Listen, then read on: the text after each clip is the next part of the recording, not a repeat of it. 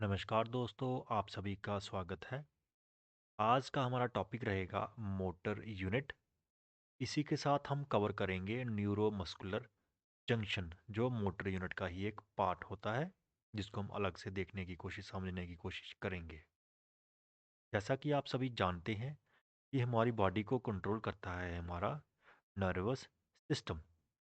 हमारे nervous system के दो पार्ट्स होते हैं, एक होता है सेंट्रल नर्वस सिस्टम और दूसरा होता है पेरिफेरल नर्वस सिस्टम। जो हमारा सेंट्रल नर्वस सिस्टम होता है वो होता है हमारा सेंट्रल एक्सिस के अराउंड, जिसमें जो बना होता है ब्रेन और स्पाइनल कॉर्ड से। और जो हमारा पेरिफेरल नर्वस सिस्टम होता है वो बना होता है नर्व से। कौन सी नर्व्स? हमारी जो स्पाइनल कॉर्ड है उसके बाहर जितनी भी नर्व्स हैं वो बनाती हैं हमारा पेरिफेरल नर्वस सिस्टम। हमारा पेरिफेरल नर्वस सिस्टम क्या करता है? हमारे ऑर्गन्स को कंट्रोल करता है। ठीक है, बॉडी के जितने भी ऑर्गन्स हैं, हमारा पेरिफेरल नर्वस सिस्टम हमारे ऑर्गन्स को दो तरह से कंट्रोल करता है। एक होता है ऑटोनोमिक, दूसरा होता है सोमैटिक। ऑटोनोमिक का मतलब है कि हमारे बॉडी के ऐसे ऑर्गन या ऐसे फंक्शंस जो ऑटोमेटिक चलते हैं, जैसे हमारा डाइजेस्टिव सिस्टम। खाना हमारा ऑटोमेटिक पचता रहता है, हम उसकी स्पीड कम या ज़्यादा नहीं कर सकते हैं। हमारे ग्लैंड्स ऑटोमेटिक सिक्रेशंस करते हैं, हम उनको नहीं बोल सकते हैं कि अभी करो या ना करो। हमारा हार्ट ऑटोमेटिक हार्ट रेट चलती रहती है, हमारा ब्लड प्रेशर ऑटोमेटिक ऊपर नीचे होता है, हम उसको बोल नहीं सकते हैं। ये हो गया ऑटोमेटिक काम करना। और कुछ फंक्शंस हमारी बॉडी में हमारे कंट्रोल में होते हैं, जैसे उठना, बैठना, चलना, बोलना, गाना गाना, खाने को चबाना, फ़ोन पकड़ना, पेन चलाना। ठीक है, इसी के साथ साथ लंबी सांस लेना। ये जितने भी फंक्शंस हैं हमारे बॉडी के, हमारे अपने कंट्रोल में होते हैं। और ये हमारे फंक्शन जितने भी हैं वो करवाता है हमारे स्केलेटल मसल। तो हमारे स्केलेटल मसल को कौन कंट्रोल करता है? Somatic nervous system. किस तरह से कंट्रोल करता है हमारे मसल्स को somatic nervous system? Somatic nervous system क्या करता है? हमारी ब्रेन से सिग्नल जाता है हमारे, कहाँ पे? स्पाइनल कॉर्ड में। और स्पाइनल कॉर्ड से सिग्नल जाता है हमारे मसल्स में। जैसा कि हमने आपको नर्वस सिस्टम की वीडियोस में बताया था कि जो न्यूरॉन सिग्नल को ब्रेन से लेके आता है बाहर के ऑर्गन के पास, उसको बोलते हैं मोटर न्यूरॉन। और जो न्यूरॉन सिग्नल को हमारे बाहर के ऑर्गन से लेके जाता है ब्रेन के पास, उसको बोलते हैं सेंसरी न्यूरॉन। तो जहाँ पे क्या हो रहा है कि सिग्नल अगर बाहर से अंदर की तरफ जा रहा है ब्रेन की तरफ, सेंसरी न्यूरॉन काम करेगा। और ब्रेन से सिग्नल आ रहा है हमारे मसल के पास, तो वो मोटर न्यूरॉन का काम है। तो हमारे मसल को ब्रेन कैसे कंट्रोल करता है? मोटर न्यूरॉन की हेल्प से। तो मोटर न्यूरॉन में क्या क्या होता है? हमने आपको स्ट्रक्चर ऑफ न्यूरॉन में भी डिटेल में बताया था कि न्यूरॉन में क्या क्या पाया जाता है। तो ब्रेन से जब सिग्नल आता है तो हमारे मोटर न्यूरॉन की सेल बॉडी जो होती है वो उसको रिसीव करती है। सेल बॉडी रिसीव करके सिग्नल आगे जाता है एक्सॉन में। और एक्सॉन के आगे लास्ट में उसकी ब्रांचेस होती हैं जिनको बोलते हैं एक्सॉन टर्मिनल, जहाँ नर्व टर्मिनल्स। फिर सिग्नल जाता है नर्व टर्मिनल्स में। और उन नर्व टर्मिनल्स से होके सिग्नल चला जाता है मसल के सेल्स में। ये मसल सेल्स हैं जिनको मसल फाइबर भी आप बोलते हैं। तो क्या हो रहा है? सिग्नल ब्रेन से आ रहा है सेल बॉडी के पास, सेल बॉडी से एक्सॉन में, एक्सॉन से एक्सॉन टर्मिनल्स में, और एक्सॉन टर्मिनल से जा रहा है मसल सेल के पास। ठीक है, ये एक प्रोसेस होता है और ये मोटर न्यूरॉन का काम होता है। तो यहाँ पे क्या हो रहा है? एक जो मोटर न्यूरॉन है वो बहुत सारे मसल सेल को सिग्नल भेज रहा है, उनको कंट्रोल कर रहा है, उनको इनर्वेट कर रहा है। इस पूरे यूनिट को बोलते हैं मोटर यूनिट। तो क्या हो गया मोटर यूनिट? मोटर यूनिट हो गया। अब motor unit is made up of motor neuron.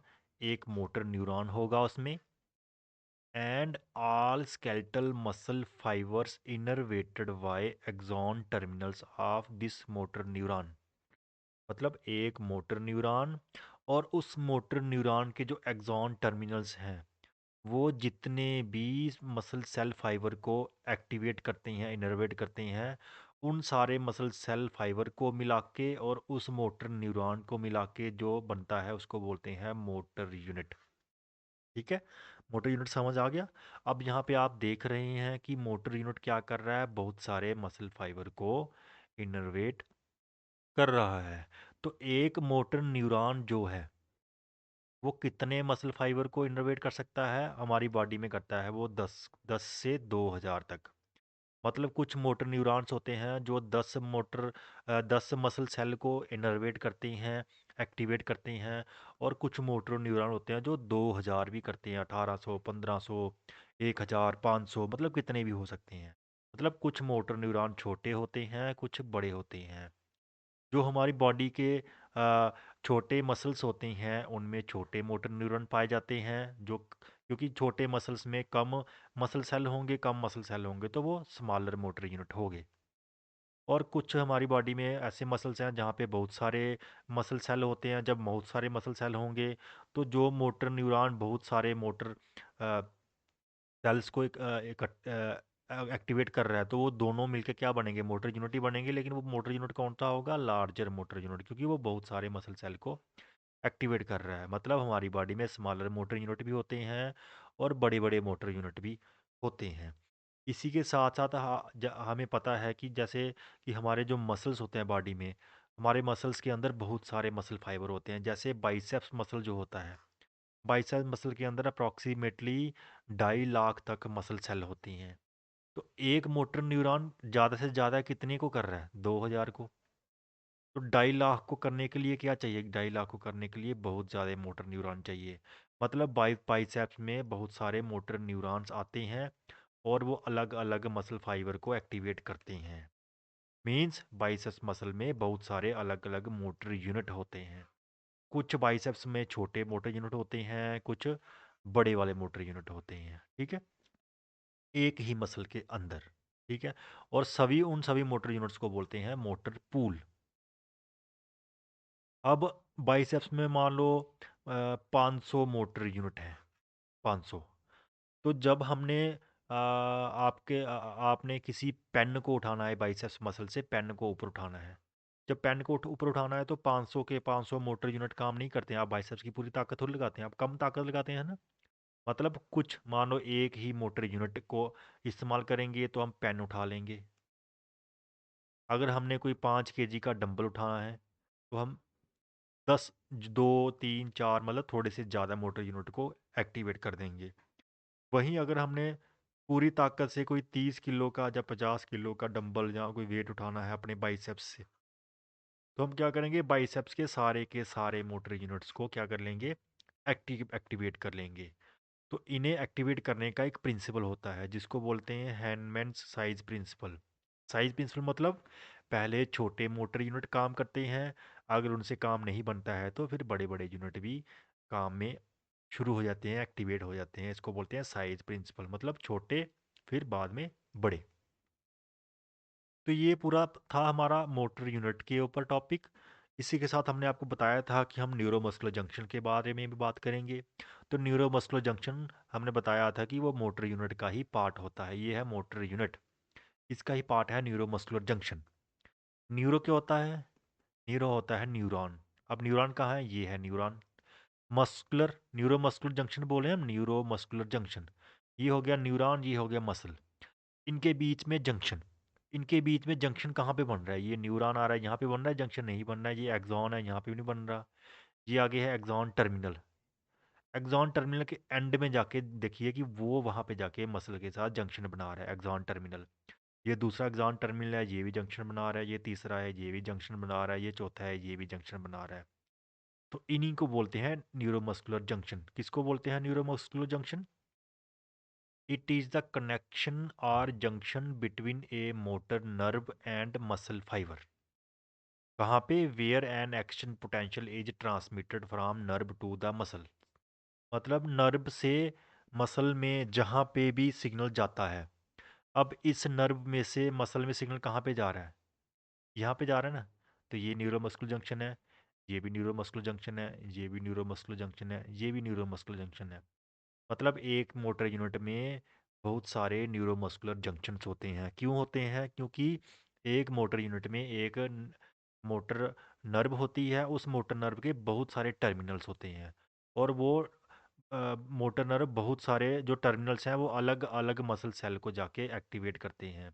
तो वो जो मोटर टर्मिनल्स हैं जहाँ पे जाके वो मसल सेल के साथ जुड़ रहे होते हैं उन्हीं को बोलते हैं न्यूरोमस्कुलर जंक्शन। इसीलिए हमारे मोटर यूनिट में बहुत सारे न्यूरोमस्कुलर जंक्शन होते हैं। ठीक है। जो हमारे न्यूरोमस्कुलर जंक्शंस होते हैं वो केमिकल साइनेप्स कहते हैं उनको। ठीक है।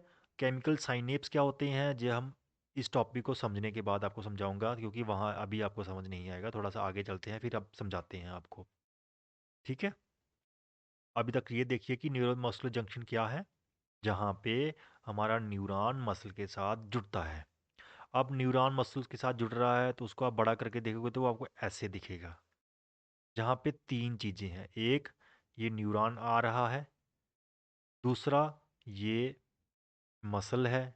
तीसरा क्या है? तीसरा देखो, यहाँ पे बीच में गैप है, एक गैप। यही है स्ट्रक्चर ऑफ न्यूरोमस्कुलर जंक्शन। तो न्यूरोमस्कुलर जंक्शन के स्ट्रक्चर में तीन पार्ट्स होते हैं। एक, जो आपका एक्सॉन टर्मिनल। दूसरा, मसल सेल। और तीसरा, बीच में गैप। इनके नाम होते हैं क्योंकि इस गैप को बोलते हैं साइनेप्स। इस साइनेप्स से पहले वो हो गया प्री। इस साइनेप्स के इस गैप के बाद वो हो गया पोस्ट। ये साइनेप्स के पहले वाला टर्मिनल है, इसको प्री साइनेप्टिक टर्मिनल बोलते हैं। ये साइनेप्स के बाद वाला टर्मिनल है, इसको पोस्ट साइनेप्टिक टर्मिनल। तो देखिए, प्री साइनेप्टिक टर्मिनल मतलब इस गैप, इस साइनेप्स से पहले वाला। It is the end of synaptic button और मोटर एक्सॉन टर्मिनल। अब ये साइनेप्टिक बटन क्या होता है, मोटर एक्सॉन टर्मिनल क्या होते हैं, साइनेप्स क्या होता है, ये सारा कुछ हमने नर्वस सिस्टम की वीडियोस में जाके पढ़ाया हुआ है। आप जाके वहाँ पे देख लीजिए, समझ आ जाएगा। यहाँ पे टाइम वेस्ट होगा, वहाँ पे जाके देखिए जिसको नहीं पता है। तो प्री साइनेप्टिक टर्मिनल क्या हो गया? जो हमारे साइनेप्टिक बटन्स हैं, जो एक्सॉन टर्मिनल है, उनका एंड, उसको प्री साइनेप्टिक टर्मिनल बोलेंगे। साइनेप्टिक पोस्ट साइनेप्टिक टर्मिनल किसको बोलेंगे? जो हमारा मसल है, मसल के ऊपर लेयर होती है ना, जिसको सेल मेम्ब्रेन बोलते हैं। तो मसल की सेल मेम्ब्रेन को क्या बोलते हैं? सार्कोलीमा। तो जो पोस्ट साइनेप्टिक टर्मिनल क्या है? ये सार्कोलीमा ही पोस्ट साइनेप्टिक टर्मिनल होती है। ठीक है। लेकिन सार्कोलीमा तो बहुत बड़ी होती है। बट न्यूरोमस्कुलर जंक्शन में कौन सी सार्कोलीमा? जो बिल्कुल उसके पास वाली है, जो जो बिल्कुल पास वाली जो सार्कोलीमा है, उसको बोलते हैं मोटर एंड प्लेट भी बोलते हैं। ठीक है, ये मोटर एंड प्लेट है।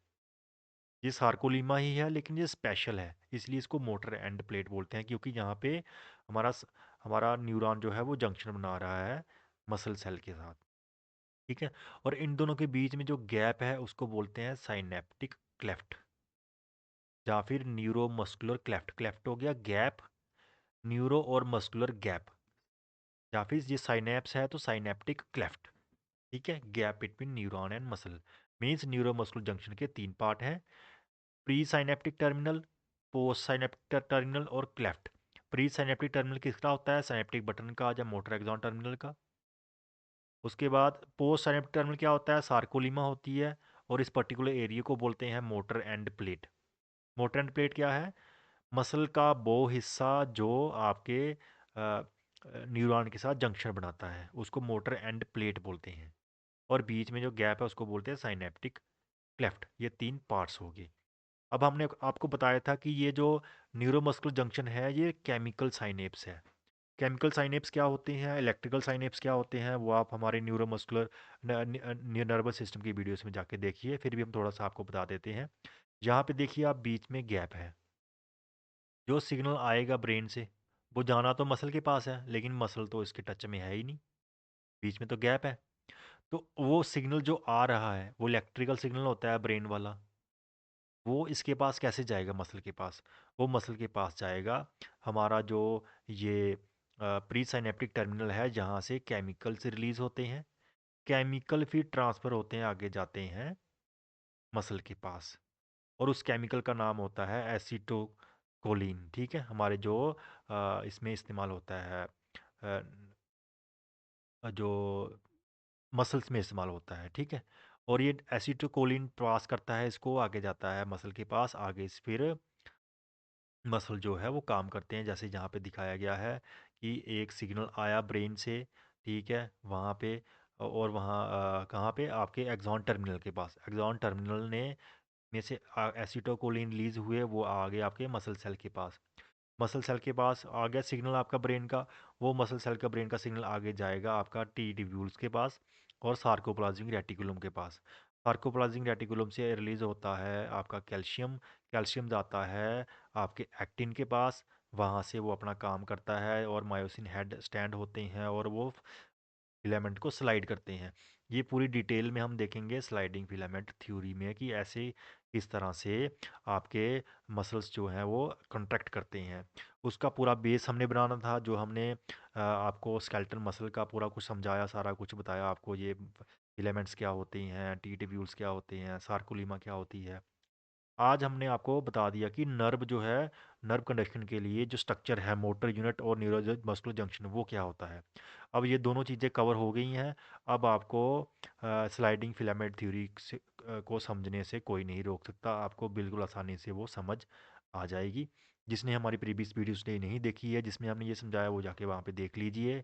और आज वाली वीडियो में हमने ये कवर कर लिया है, ये वाला हिस्सा। अब दोनों हिस्से हो गए हैं। अब हम अपनी नेक्स्ट वीडियो में कवर करेंगे स्लाइडिंग फिलामेंट थ्योरी, जिससे आपको पूरा क्लियर हो जाएगा कि हमारे मसल्स किस तरह से कॉन्ट्रैक्ट करते हैं। चलिए मिलते हैं नेक्स्ट वीडियो में। Till then take care, good bye, thank you.